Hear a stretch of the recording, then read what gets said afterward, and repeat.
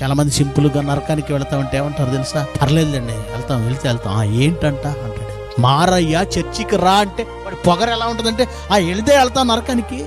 ఏంటి అయితే ఏంటి, నువ్వు ఒక్కడు వెళ్ళు పరలోకానికి. అలానే వాళ్ళకి నేను మాట చెప్తాను.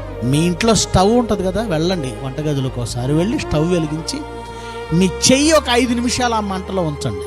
ఆ తర్వాత చెప్పండి వెళ్తాం నరకానికి అని. ఒక్క నిమిషం కూడా ఉంచలేడు. ఒక్క నిమిషం కాదు కదా, 10 సెకండ్లు కూడా ఉంచలేడు. 10 సెకండ్లు కాదు కదా, ఒక్క సెకండ్ కూడా ఉంచలేడు.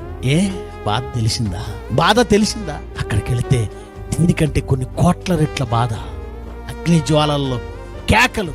ఆ భయంకరమైన లోకంలో యుగ యుగాలు కాలిపోతుంటే నా అన్నవాళ్ళు లేక, చుక్క నీళ్ళు ఇచ్చేవాళ్ళు లేక ఎవరు పట్టించుకోరు.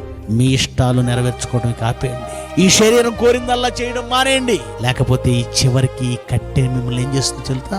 పాతాళంలో అగ్నిలో కేకలు వేస్తూ కన్నీటిమయం. ఎవరు? ధనవంతుని ఆత్మ కన్నీటిమయమైపోవడానికి కారణం ఏంటి?